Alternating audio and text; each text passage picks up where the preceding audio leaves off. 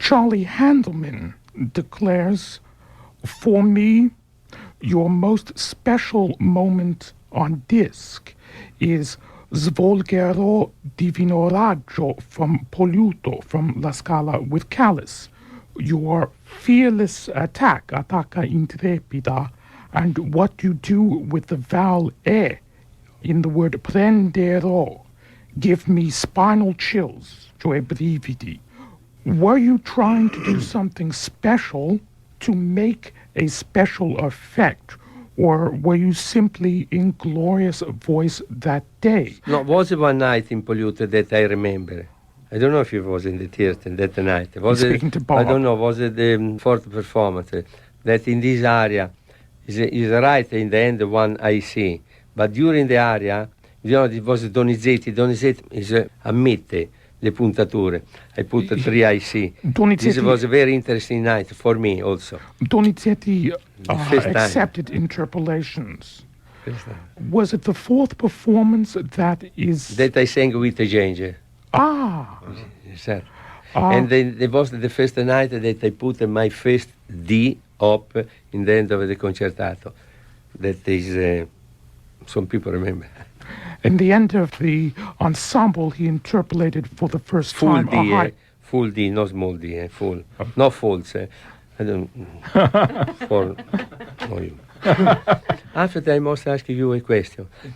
6 or 7 years ago, I was in the Stefano competition in Stamford. Yes. And we heard the really beautiful voice, tenor voice. One tenor that sang Tabarro, the aria of Tabarro. And it was a very good voice. And one other tenor that make a coloratura in Donizetti and they put also ID was a wonderful tenor, coloratura tenor. A little fat, but a really wonderful voice. Stanford Olson. Stamford in Connecticut. Yes. And I should like, if it's okay, this tenor, why you don't call me, please? Stanford Olson, please if get in touch 6, with 7 Franco years Corelli. Ago. Really wonderful. Make me some He sings at the Met now. He's doing what? Barbara Seville? Well, just last night he did in Führung aus dem Serai. Ha fatto il seraglio al Met ieri sera. Stanford Ha Olson. fatto seraglio al Metropolitan ieri sera. Stanford Olson. Questo tenore un po' grasso. Sì, cosa? Sì, Yeah, Stanford but- Olson. Oh, Sì, yeah? adesso canta al Met. Sì. Ah, sì. See, now, Good. at that contest, there were many people who said that you were displeased with the result, that you felt that Olson ought to have won, but that other people insisted for political reasons and because of teacher-student relationships that other people should win, and that you were upset. No, really I don't remember what was, but I think that we was all together. Of course, I look maybe for the voice more interesting, the voice that I need today. I don't remember really well, because it's many years ago, and you know, in New Jersey and around, I can hear, at least in 1 year, maybe 100 to 150 people. I don't remember really. But I don't remember that I was a guest of the other people. Are there singers today? I know only that I was together with Mrs. Albanese. We was together. I remember this. Uh-huh. Are there singers today for whom you have hope with regard to the future? In this moment, it's very difficult to say this if there are young people that have a beautiful tomorrow. There's got to be some. They are, Gene pool but hasn't changed, and put the hand in the fuoco. Putting your hand into the fire. Say yes or no is difficult to say, because the career depends for many, many things. You know. You have many quality and be very low. Russ Tyser of New York asks Franco Corelli, what did you think of Lina Pagliucchi? I heard only one time in the life Lina Pagliucchi. Wonderful color, and you know, for coloratura, for lyric, come si chiama? Soprano leggero coloratura, very fantastic high note, very big high note, but really big high note look like a big soprano. Very large, and that I don't believe it to my ear. I don't believe it. The color of the voice was really beautiful, was superb. And this is one of the best names of Italy 30 years ago. Russ Tyser also asks, please compare Becky, Guelfi, Warren, and Merrill. Unfortunately, never I heard Warren, because I came He died two, just 3 years before- later. Yeah. I know that through the record is a beautiful voice, and I heard many things about some other colleagues speaking of him, really fantastic. Meryl is one of the most wonderful voice that I heard in my life. A very strong voice, and at the same time the color is a beautiful color, really beautiful color. And also today he can sing a very easy, a very beautiful, like 20 years ago. I sang many, many times with Mary. And always his voice is there, always, in every moment. Mary have a beautiful legato and a beautiful low note, easy high note. Easy, really easy. For the American people, I hear the one baritone, McNeil. The McNeil, I think that is one of the more marvelous high notes that I heard in my life for like the baritone. Warren. It was like The same. Yeah. The voice of McNeil is very, very out. You know, for example, when he finished the aria of Hernani, make a flat, he make a fool of the theater, really make fool the theater. One of my most treasured memories, certainly, is Hernani with Linton Price, Franco Corelli, Cornell McNeil, and Jerome Hines. Mm-hmm. What of Bastianini? How did he compare to, say, Becchi and Guelfi? Guelfi is, he stopped to sing 3-4 years ago. Beck is one of the most powerful voices that I heard. The center of Guelfi. The first time that I heard Guelfi, the sound of his center was so strong that you cannot believe it. The quality of the voice was very beautiful. And sometimes he abused of this force. He abused, and he loses sometimes some legato. He abused of his power in the center, that sometimes the note was too long, that it was a little out of musicality. But the power of Guelfi, for me, in the center was the most big center. I only heard him once, and the high notes were not right that night. Was that just a one-night thing? No, he have a period, Guelfi. When he make a Macbeth, he have a good high note. After he lost. You know, but it was a strange voice. It depended what repertoire he was singing, Guelfi. But he's a wonder. The diction was superb, really. But great voice, really great. Let me ask Bob Conley to take a stand. Bob, you and Gino Mariani are among the detractors of Gino Becchi. What is your position? I try. I know that everyone loves Becky. You love Becky. He's the favorite baritone of everybody. But I hear a muscular, unlovely, rather crude. He has a snarl, like Ruffo. You can't say snarl in Italian. But I know that it's my blind spot. I don't find it lovely singing. On the other hand, he's usually singing a villain, so I suppose the snarl is even appropriate. But What you heard? for me, it's last night at the Vocal Record Collectors Society, they played an aria from What? Cavalleria, 1940, with Mascagni conducting. He's a He was villain. 26 years old, and I said, okay, I'm going to like this. Exactly. And then I heard that snarl, and that, No that good. kind, as No Stefan good. would say, for me, he hectors the music. It's my blind spot, because everybody adores Becky You heard the Beck in Theatre? when he was old. Yeah. When? What opera? Not too often. What He up? wasn't so old. It would have been in the mid-50s, Bob, no? I don't He was old in remember. his 40s. Yeah. Becky for me was a great baritone in many aspetti, come si dice? In many aspects. In tutti gli aspetti was a great In baritone. every aspect. Because the personality of Becky nobody had. Becky was a big personality. Yeah. Big personality. His sing was beautiful, and his voice was a personal voice. He studied very hard. Hard. Hard. Sì, He sì. studied very hard for put the voice in the same place of Tita Ruffo make. Maybe this was his mistake, because Becky have a short career. But Becky did in his life. This is the best Rigoletto that song critic saw in Italy was Becky. And I speak about critic like Pugliese. Pugliese is a very tough man. The biggest Rigoletto that also the people speak today, it was the Rigoletto that they did in Genoa about in the 46 with Becky and Lauri Volpi. It's the most beautiful Rigoletto that some people remember. full of a tradition inside, full of a high note, full of a long breath, full of a beautiful sing. For me, Becky was really great because in the first have a charisma, Becky, like nobody have. Really, when I come out in the stage, all the audience look at Becky. It was really something for me. The incredible thing for me was that last night on the telephone, in discussing Gino Becchi with me, Franco Corelli, you began to imitate his singing of Eri tu from Ballo in Maschera. And to my astonishment, I felt as if I were listening to Gino Becchi. You sounded like him, like a dramatic baritone. Do you often imitate singers? Ieri Ma sera because al it's easy telefono. imitate him, because he put a little in the voice in the nose, you know. He put the voice in. Yes, exactly. He Exactly. tried to imitate Tita Ruffo, you know, Becchi.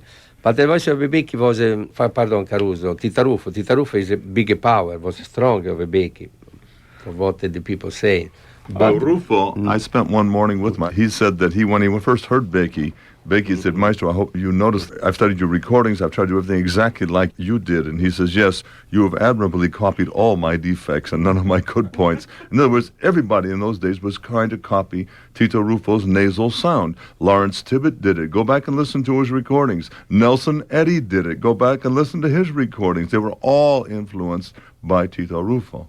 And it was his defect, and he fought against it all of his life, and everybody else imitated it. this is true, because also Tita Ruffo have a short career, very short career. What Tita Ruffo wrote, the book was wrote for somebody, I don't know. La mia parabola. Yes, that lui radunava, in Italia, in English non so, raccoglieva la voce sopra il palato, tra op the palato, o sopra, nel retronaso. I don't know if the technique is good. For this, it's come nasal sound, you know. By the way, I think you can pretty well affirm that Tito Rufo did write the book himself because he went to jail for it. Why? He told us that particular morning that he had... See, first of all, I think it was his brother was killed by Mussolini's henchmen when they first took over power, and he couldn't stand the sight of Mussolini or the sound of his name. In fact, when he first came to the Met, he walked in and saw a picture of Mussolini on the wall of, who was famous impresario then, Gatte Casazza, and he says, take that filth off your wall. That was his first reaction.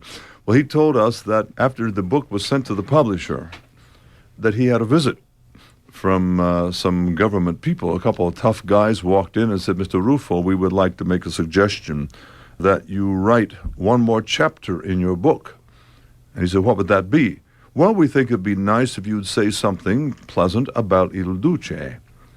He said, if I write one more chapter, Il Duce will not like it. The next day he was in jail, and he stayed there for 6 months until the American ambassador, the war had started, but we were not in it yet.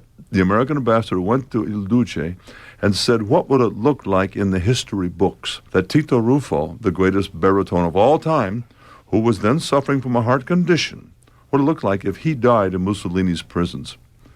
And so he said, the next day I was set free and warned not to write any more books. Okay. Why did Becchi and Rufo have short careers? Maybe because they forced to put the voice in the nose, maybe. Because it's a noise natural, put the voice in the nose. Jerry, you had an interesting point about nasal placement, a point you were making the other day on the phone, that it's easy to fall into. Why is that? The temptation of nasal placement is that it's easily obtainable and gives a kind of security, you were saying.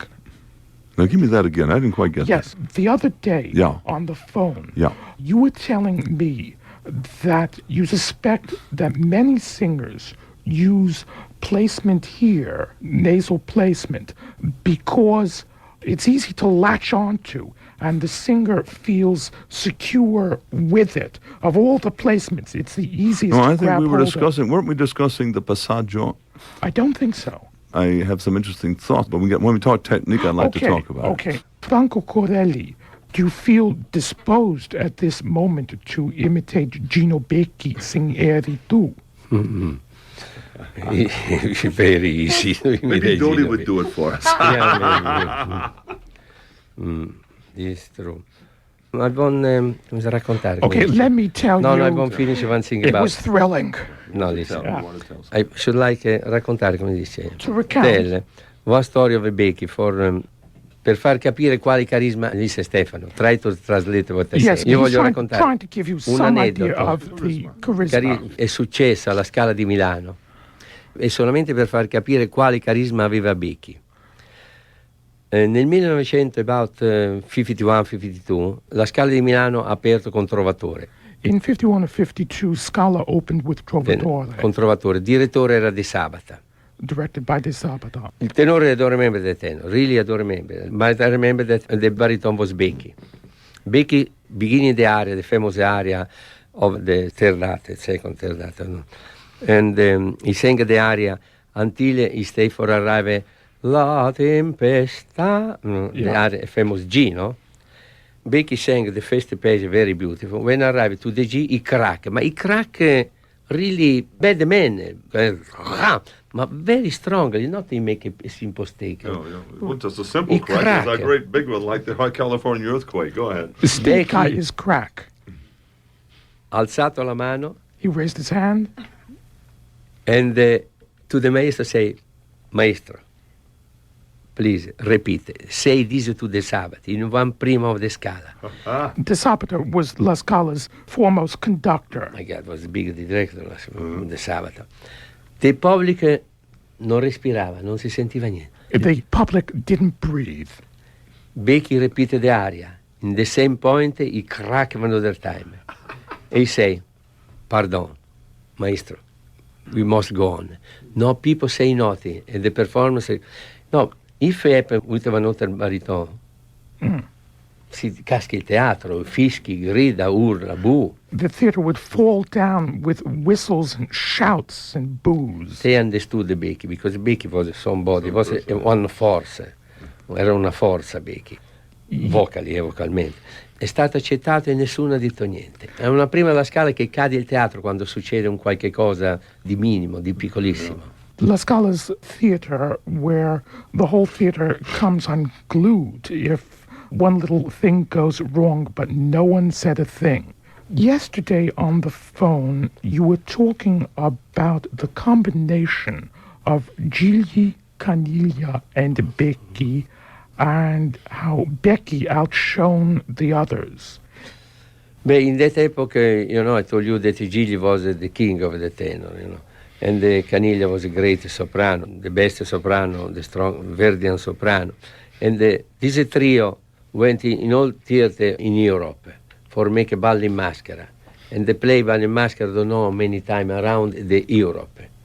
It was before the war, about 39, don't know for what. He wrote in some book, this. And Gigli, the theater was really strong for the applause, strong for the performance, for the voice. But Becky keep always the success of the night, always. I spoke with them. Io ho parlato con molte persone mi hanno raccontato questo fatto, che Becky veramente in quest'opera era veramente grandioso. Many people told Franco Corelli the same thing, that Becky was really very great in this work. Among the listeners, among all these letters, I'm sitting on a mountain of letters here. I doubt we'll get to all of them tonight. Among all these letters, somewhere someone asks Franco Corelli, why did you not sing Ballo in Maschera? Because it don't happen on the occasion. I make 2 time in television, I make 2 time in the recording, different, but never I sang the ballo. Ballo is a beautiful opera. Andrew Gurian asks Franco Corelli. Also because this opera is the bigger repertoire, but usually in Italy we don't do many times in this. You don't see, come si dice, frequentemente in Frequently. cartellone. On the schedules, you don't find it. Andrew Gurian asks Franco Corelli, who are your favorite conductors to work with? Well, in my epoch I was a very good director, but my favorite is difficult to say because I play with the Caria, I play with the Serafin, with the Votto, with the Gavazzeni, with the Santini, with Bellezza, with Marinucci, with many big directors, Cuesta, Gui, big name, and Bernstein. I play also here. But I think that the best that is more easy for singer is can be Karea maybe, because Karea understand and they leave you free when he think what the artist do is good. What about Karajan's tempi? Also, I have a little question con Karajan in Salisbury when I make a Trovatore. That after the trio of the first act, I always finish with the D flat. And he accepted because he don't like too much some come si dice, queste libertà che si prende. He like that the people sing like he's writing the score, no? Karajan took a dim view of interpolation. And I remember when I finished the street of di quella pira, that I must all the I note, allarmi, allarmi. I must all these note. I asked Karajan, please, maestro, you can play a little less strong with the orchestra? And he was sit down. He get up, put the hand in my shoulder. Franco said to me, no, because there was a big orchestra in Salisbury, very big orchestra, the number of the strings. There was a tour, it was an orchestra from Vienna and from Berlin together was there. The trumpet, boom, boom, big baccano was in the end of the. He put his hand in my shoulder, say, Franco, don't say to me this. I know, io so con quali people devo tirare giù la forza dell'orchestra. I know with which singers I need to hold back the strength of the orchestra. Like that my voice come more out. I don't want it. Cosa? I should like that my voice come more out, Yes. but he don't permit. He plays strong. John Marino has a question about singing loudly. He remembers that you were criticized by certain critics here for singing too loud. And he asks, is there such a thing as singing too loud? Or were these... Go listen to Bing Crosby then if that's what they prefer. Excuse me. Go ahead. What did you think of that criticism that you sang too loudly? The lyric theater don't exist, is a word, cannot be exist. If a people have a beautiful, strong voice, must show.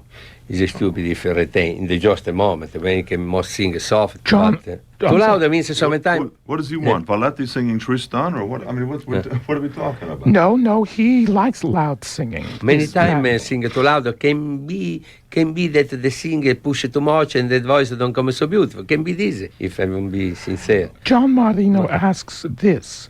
According to him, you are a dramatic tenor. Could it be that in Bohème you sang too loudly? Bohème being more lyric. Can be. Can be if you have in contrast with the woman, yes, because it can be this. If 3 or 4 people, quartet at the end of the third year, you have to do with the baritone, you have to do in the beginning with the baritone, in the end of the first act. Can be. John Marino, at some point in his letter, mentioned that it is considered bad for a tenor suited for Bohème to sing Radames. Why is it not also bad if a tenor suited for Radames sings Rodolfo? This is clear, very clear. The people that have material can reduce a little. The people that don't have material. If a people is born lyric, must sing lyric. Not only for the question of the volume of the voice. Sometimes what is can disturb in heroic opera, in a dramatic, in a strong opera, can disturb the core of the voice that remain sweet, too sweet, not near of the orchestration of the voice, not near of the personage. Okay, you can have a big man that can speak also with a little voice. You can see it frequently happen. But in the theater, this cannot be admitted. If Verdi or Puccini wrote like Manolo Lescaut is for heroic tenor. Must be strong tenor in Manolo Lescaut, also because the orchestration is very strong. Also, sometimes Verdi, that the orchestration is always full, and Verdi make the viola especially. You don't feel the sound of violins, more round the sound. The voice must be this color, like the viola. And also the voice must be equal between the center. And also, sometimes you cannot make one heroic recitativo with a sweet voice. sometimes you must have a appropriate voice for some role. No doubt for this.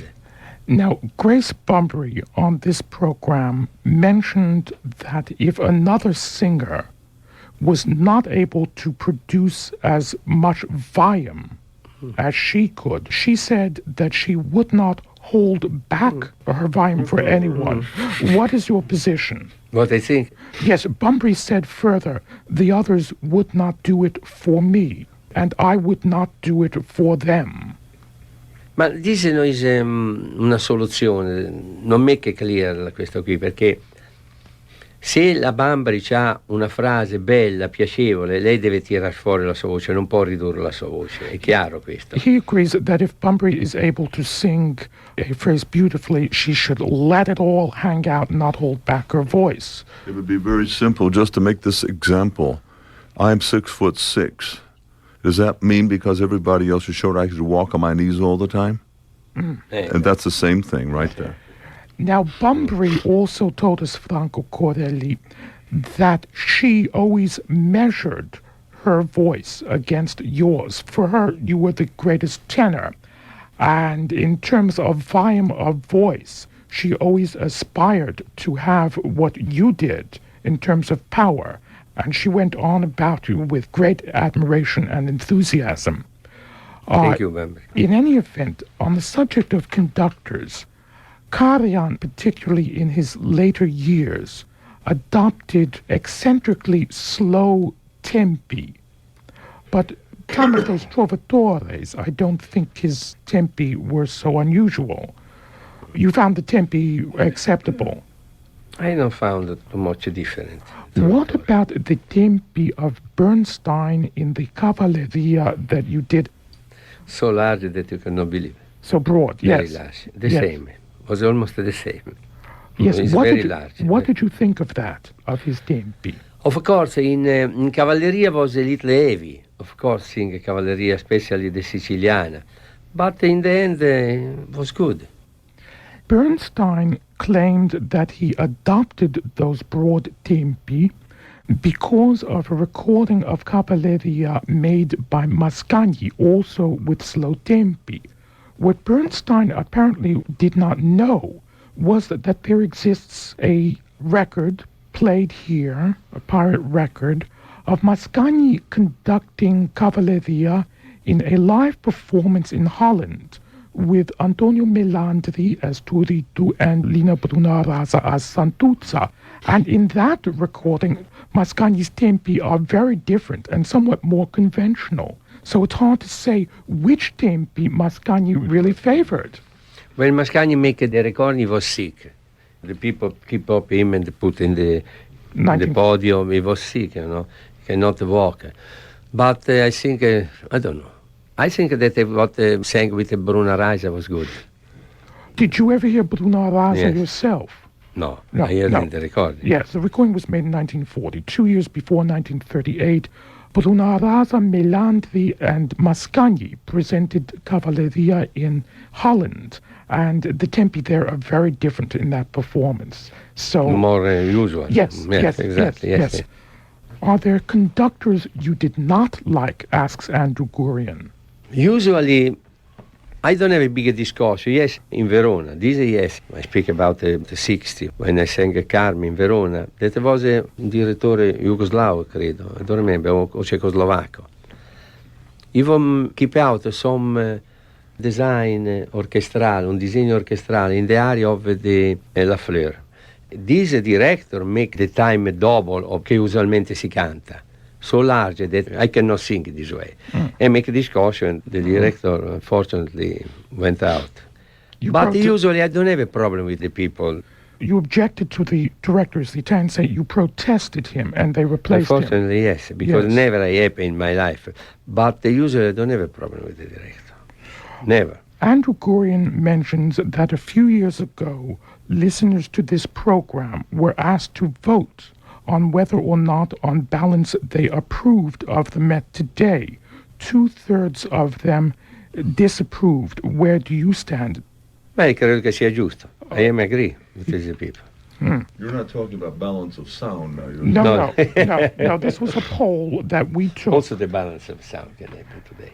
What is wrong The with balance of a sound can be... I'm afraid today that conductors get the blame at the Metropolitan for overpowering the singers too often because it's the theater's fault and not theirs. How is it the theater's fault? See, I had this advantage of having spent all these years over there. In the old house, we could not hear ourselves very well, and so there was a tendency to push until you got accustomed to it. But you had a real good presence of the singing voice on the old stage. When we moved to the new house, which had more than 1 million cubic feet of space to be filled, it was discovered immediately that the orchestra sounded too live. You know, they don't publicize these things when you open a new theater because you don't want to get into that mess they got at Avery Fisher Hall. So they kept it kind of quiet, but they kept trying to remedy it by dropping the pit lower, and that didn't work. They tried padding the pit. They did everything they could conceive of, and nothing seemed to work. Part of the problem was, too, that we were singing much more deeply on the stage. If you were up toward the footlights like you were in the old house, I think the new house has very good acoustics. But there was a real problem, and we were all very aware of it. Now, people have forgotten that, and they don't think to blame the hall, and the conductor gets the blame if the singers are drowned out. Although there's a tendency to use lighter voices today, too, which doesn't help any. Translate, please. Io voglio ritornare un passo indietro, parlando della scelta dei cantanti. He wants to step back and speak about the selection of singers. Io credo che un teatro come il Metropolitan, come la Scala, come Vienna, come Berlino, grandi teatri, Parigi, He believes that in the great theaters he just che ha la named, possibilità di scriturare i vari interpreti 4 o 5 anni prima. they have the possibility of signing the various interpreters 4 or 5 years in advance. Non dovrebbe sbagliare sulla scelta dei personaggi. They mustn't di make un'opera. mistakes in casting. In altre parole, se oggi si deve cantare una Aida, bisogna scegliere un tenore che faccia la parte di Radamese, un baritono che sia a Monastro, un baritono verdiano, e un soprano che sia un soprano verdiano, e un mezzo soprano che sia un mezzo soprano. Oggi ci sono dei nomi, so che è difficile trovarli, però con la scrittura di 4 o 5 anni prima non dovrebbe essere difficile. They must find the right singers for those parts, Radames, Ameris, etc. You then are suggesting that the selection is not good. E The questa casting. selezione non dovrebbe essere difficile, fatta 4 o 5 anni prima. If you're casting 4 or 5 years in advance, you do have enough freedom and flexibility to choose wisely. Ora io credo che se, supponendo, un tenore non è all'altezza della situazione, o un baritono non è all'altezza della situazione, o un soprano, nell'opera si creano dei buchi. Si creano dei buchi. Quando un personaggio, supponiamo ad esempio un baritono, che per fare l'Aida ci vuole un baritono veramente verdiano, un baritono veramente forte. Quando manca una voce del genere, tutto cade, perché il maestro stesso è costretto molte volte a tenere indietro l'orchestra per far arrivare la voce di questo elemento al pubblico. If the theater fails to cast an appropriate baritone, a baritone with a Verdian voice, a strong voice, it leaves a hole and everything suffers. The conductor must hold back the orchestra and nothing is really right. Ora in questa maniera nell'opera tutto viene a perdersi, non solo manca il baritono per dire, ma manca a determinati momenti anche l'orchestra, il pubblico quindi riceve una falsa idea dell'opera, The capisci? public gets a false idea of the opera because it's not just that the baritone is unsatisfactory. Really, in the end, the orchestra, for example, sounds unsatisfactory. Quindi determinati momenti che l'orchestra deve esplodere, magari non esplode perché il cantante nel palcoscenico non è udibile.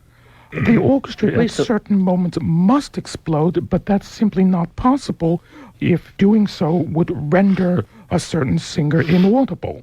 Ora io credo che un direttore artistico di un grande teatro dovrebbe tenere presente tutte queste cose. Non pensare che stabilito il tenore e la donna tutto il resto possa andare.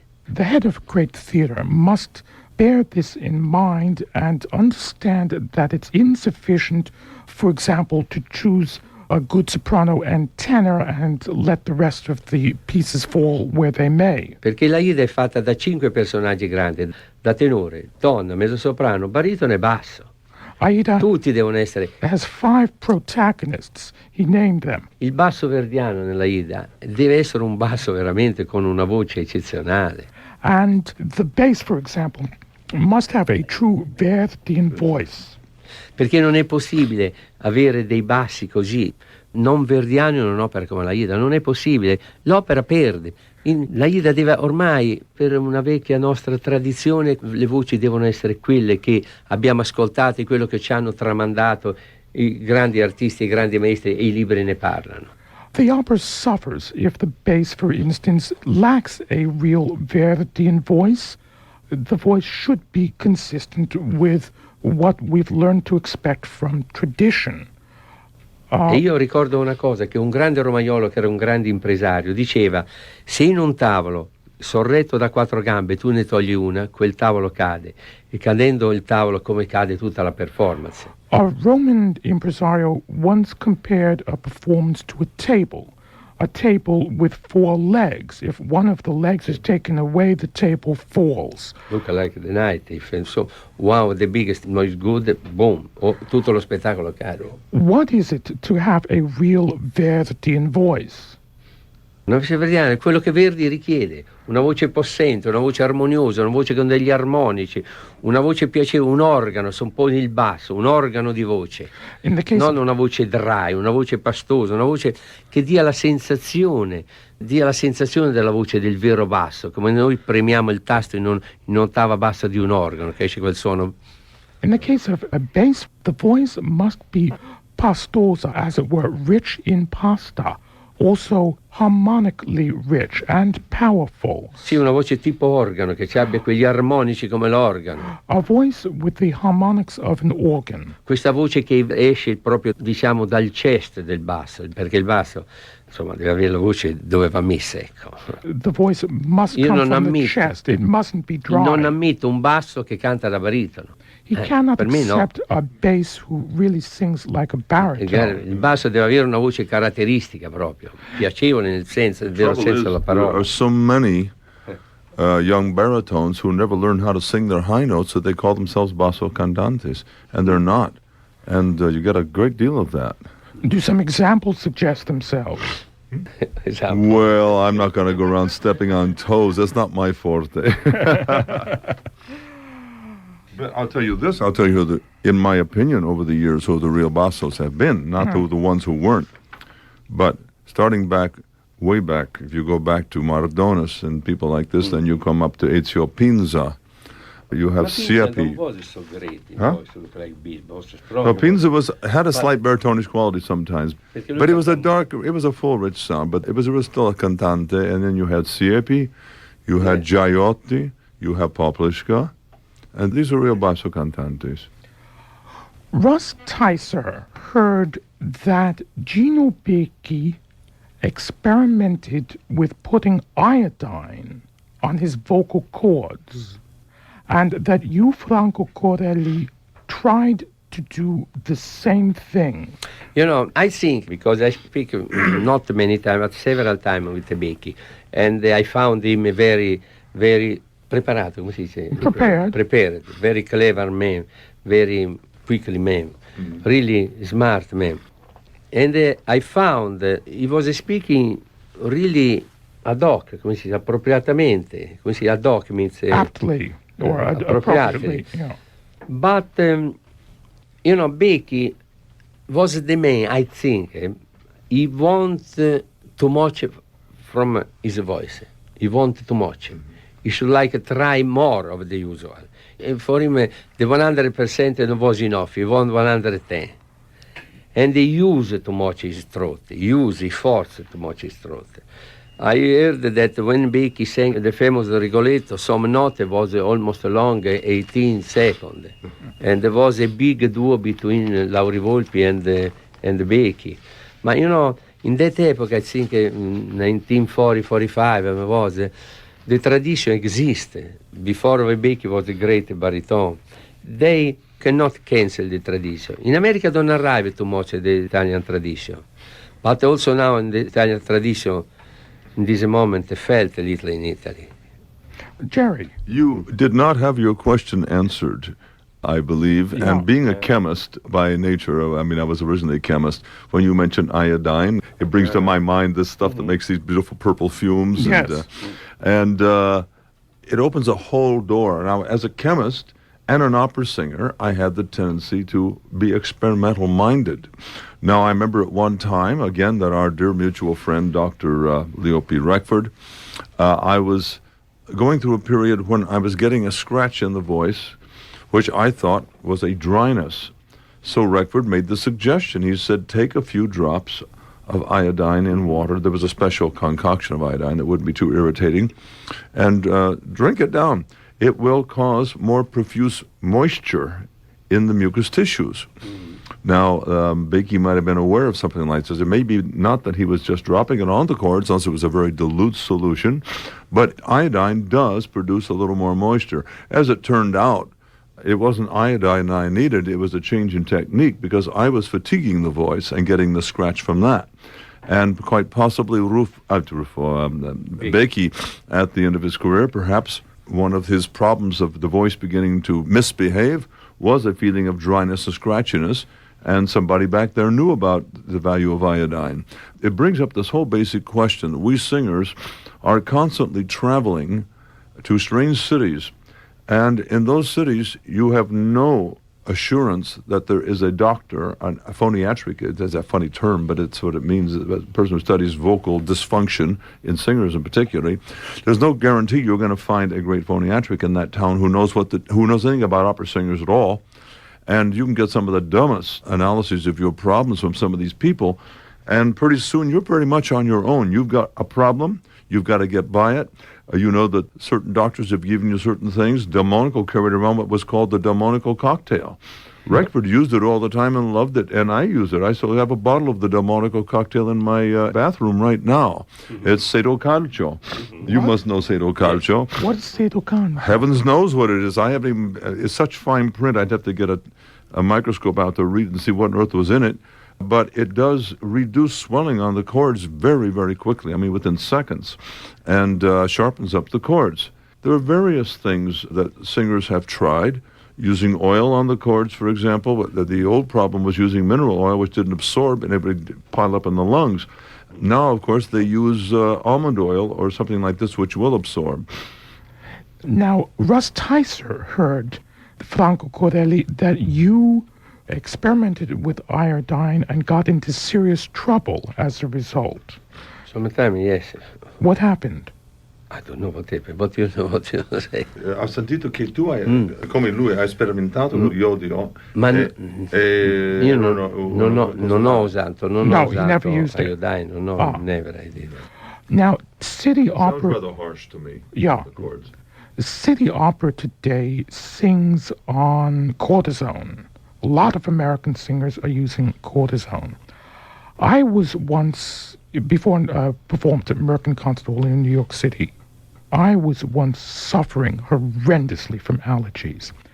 And I thought, there's no way in which I can sound worse than I sound now. I had such edema from the allergies. So I tried cortisone, and by God, it did make me sound worse. And worse, it messed up my sensations. My technique is governed by monitoring sensations. I felt as if my larynx were in someone else's throat.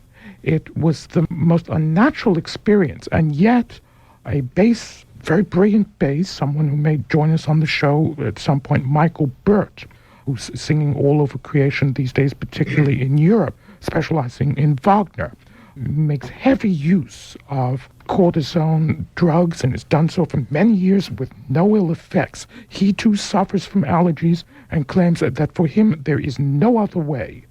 But Jerry, you grimaced at the mention of cortisone. Yes. I would like very much to talk about these kind of things. I think this whole discussion of vocal traumas and what to do about them, and many times the singer has to be in a position of self-doctoring when there's no doctor that knows what's going on. Sometimes singers will pop cortisone like candy, and it's deadly. I will very often carry, as a precaution, a bottle from a doctor's prescription with maybe 10 5-milligram tablets in it. Which ones? What is it that you take? I would use the, the prednisone. is the one I was usually given by Reckford. The point is I would carry it and hopefully not use it even more than once a year. I would only want to touch it in dire emergency when I really had to save a show. It is sometimes rather dramatic in its effect of getting rid of some of the edema, especially, and I'll give you one of the little tricks. Now, I take a pencil flashlight and with rubber bands, I put onto it a dental mirror, pull my tongue out, look into the bathroom mirror after I put the mirror into the hot water, and I can see my vocal cords, and I know that they behave better when I'm washing them. And if I see that pinkness, and I do not, you have to know what you're doing, I do not have an infection, then I will take one of those little cortisone tablets and crush it up between 2 spoons, make a powder out of it, and put some distilled water on it, and take just a little bit and take it into a little water eyedropper, pull my tongue out, and drop it right on the vocal cords. It's more effective when applied topically, or you can even get the little bottle with the suspension of cortisone. That way, it's not a shotgun thing where your whole body is being treated with cortisone, but it's being directly used on the cords. Now, recently up in Canada, I was singing with this young lady, and she was a little wonderful voice, and she got into real trouble, and the doctor didn't know anything about the use of cortisone with singers, and he said, well, use it. But she had an infection. And when she told me she was taking it in large dosages, she wasn't taking 2 or 3 of these 5 milligrams, she was taking 10 a day. And she had an infection, and she wasn't getting over it. I said, excuse me, I know very well that one never takes cortisone when you've got an infection. It spreads the infection. It's going to make it worse. It shuts down your body defenses. For heaven's sake, stop taking the cortisone until you're sure the infection is gone. If then there's a little bit of redness and swelling left you've got to get rid of, that's the time to take maybe 2 or 5 milligrams at one shot, the next day 2, the next day 1, the next day 1, and taper right off and get off it as quickly as you can. Don't go to big doses because it has too many really big bad side effects. It's just a devilish drug when it comes to what it can do for you on a sustained basis. Now, Jerry, maybe you might want to elaborate on the risks of this kind of experimentation. Let me tell you why. Last time you two, Jerry Hines and Franco Corelli, were talking about lowering the larynx, well, one listener, a tenor, interpreted that as a justification for the method of Douglas Stanley, a mechanistic approach. I've often found that things that are said here in passing are blown up and distorted by listeners. I don't think you meant to justify Stanley. No. Actually, I heard a lot about Stanley and more cons than pros, but I never had any direct experience with the man, so I can't really make a judgment. But no matter what kind of advice you're going to give, there'll always be somebody in the crowd who is an exaggerator, who will take it to the extremes and do themselves damage. You can tell people that you should drink more water, it's good for your body, and somebody goes out and drinks so much that they die from it. You can drown with it too. You can't be responsible for some kind of a nut that's going to take it to the super extremes. Moderation in all things. And what I was saying right here was extreme moderation with the cortisone and use it extremely seldom. Franco Corelli, what was it like for you on the day of a performance? Very nervous. And they never arrive at the 8 o'clock in the night. Never arrive. But, it was very nervous because all of you must sing well. This is the problem. The public wait that you do the best that you can do. And all of you must do this. The singing is sacrifice, study, sacrifice, and study, sacrifice. This is the life of the singer that won't do something.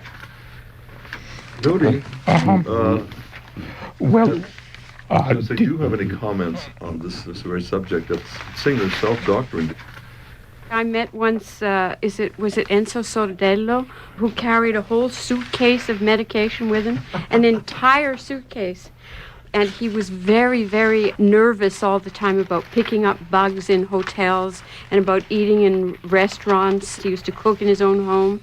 And he once had so much steam in his room, I was doing a Don Pasquale with him, that they threw him out of the hotel. And I said, why would they throw him out of the hotel? We'll all leave. And then they told me that he steamed his room so much that the wallpaper fell off the walls. But That happened to me once.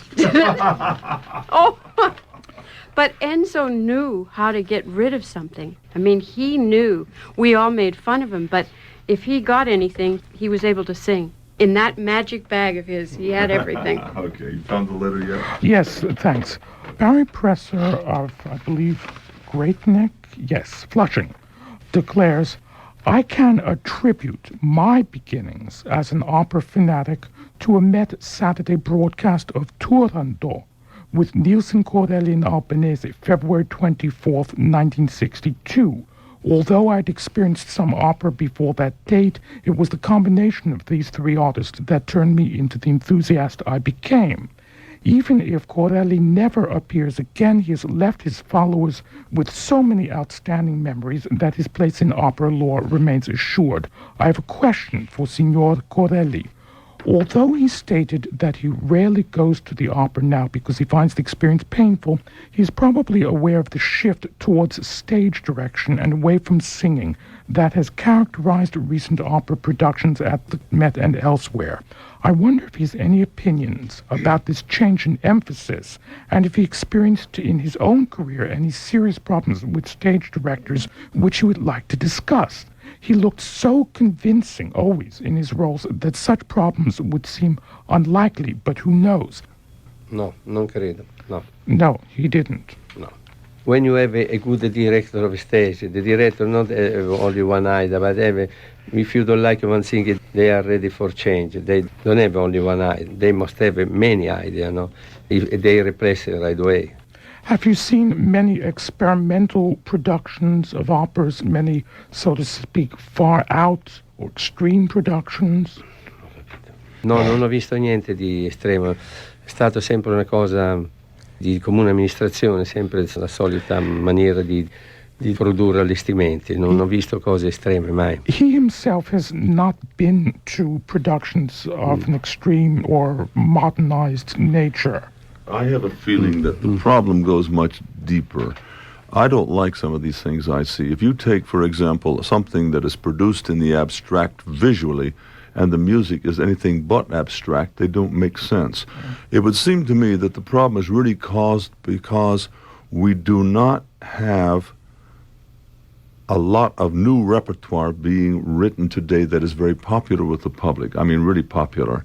It wasn't written for the public today like it was in those days, and therefore, to give something original, we have to take the old works and wrench them out of shape, rather than simply creating new works. I think we should be more challenged to create new operas that spoke about what the day has to say, but write operas that are not directed at the critics, but at the public. Russ Tyser declares to you, Franco Corelli, you and Mario Del Monaco were giants. Now we are surrounded by midgets and operetta voices. It would be wonderful for young people to hear what a dramatic tenor sounds like. Let me ask, do you consider yourself a dramatic tenor? I don't know the volume of my voice. It's difficult for a singer believe that to be big or small tenor. The people that is in the orchestra maybe or is in the gallery can hear the voice that can say what volume you have. I don't know if I can consider myself in the dramatic tenor. I don't believe that. I heard one big tenor, a really big tenor, Francesco Merli. This was the strongest tenor in the center, to the big center. Lauri Volpi, nobody I heard with I'm not big like a Lauri Volpi. All metal, very large. I don't know what it means. Of course, dramatic tenor means a tenor that have a voice, big voice. But I don't know, until this volume can be heavy, 10 pounds, suppose, or 15 pounds. No, they are a measure of the strength of the voice. Many people sing so dark that maybe they think that to be dramatic tenor, can be. That some people that go in the dark per avere il piacere di essere chiamato tenore drammatico, maybe. Yeah, I have a question. For example, would you say that Birgit Nilsson was a dramatic soprano? Yes, because the voice was so penetrating for me. It was a very heroic top. Yeah. The middle voice was light, comparatively speaking, to most of the dramatic sopranos I sang with. I'm sorry. It's just a question. There are some people sing dramatic roles who have a big, thick middle voice and probably suffer a little on the top. Richard Tucker had sometimes almost a baritonal quality, a big middle sound. I sang with him so many times, and his B natural was getting a little hard, and I never heard him sing a C natural. Now, Franco had this tremendous high notes. It's just some are thicker in the middle, some are heroic on the top. I found the voice of Anita Velki, if anyone remembers her, more suitable for, say, the Brunhilde Walküre than that of Nielsen. To my ears, the Brunhilde Walküre was a little bit too centralized, or lay a little bit too much in the low center to be fully satisfactory. At the Met, for one season in the 60s, there was a soprano called Anita Velke, Finnish soprano, who was abominable in the Ho-Yo to Ho, Brunhilde's entrance with its high Cs. But for the rest of the part, she had a sound, to my ears, more appropriate for the role than Nielsen's, richer and fuller around A natural in the middle voice. To me, Nielsen was at her best in a high tessitura. You're right, it was a penetrating voice. She was never covered. You didn't have to think she was being covered in the middle voice, but it wasn't the sound that I had heard when I sang with Helen Traubel and with these other dramatic sopranos that I'd worked with. And yet, for me, a penetrating quality is important for someone to sound dramatic. Caruso was deemed to be fundamentally a lyric tenor because his voice was insufficiently metallic and too warm, according to the critics of the Daily Time critics. Franco, you may remember about 1950, when Gino Penno was doing Lo Ingurino and things like this. The middle voice was like an organ. It was a gigantic, dark, great big, thick voice. But he had a struggle then on the very top notes. And I don't even agree with you that the color of Caruso is very round in the center. And is very full. And his diction is very heroic, very heroic. You know, okay, the voice is sweet, is beautiful, but non risulta giovanile. Insomma, io credo che un tenore dolce risulti non adulto, ecco. Un tenore molto dolce risulta come un bambino, come un ragazzo giovane. A sweet tenor seems almost like a young boy. Anche voice. Un tenore rotondo risulta un uomo maturo, un voice round the voice. A singer with a round sound conveys the impression of a mature man. A boy 15, 16 years old, a man 50 years old. The voice of the man is more down, more full. Ma Caruso, the color voice was sweet, but in the record was around. I don't know in the theater, really I don't know.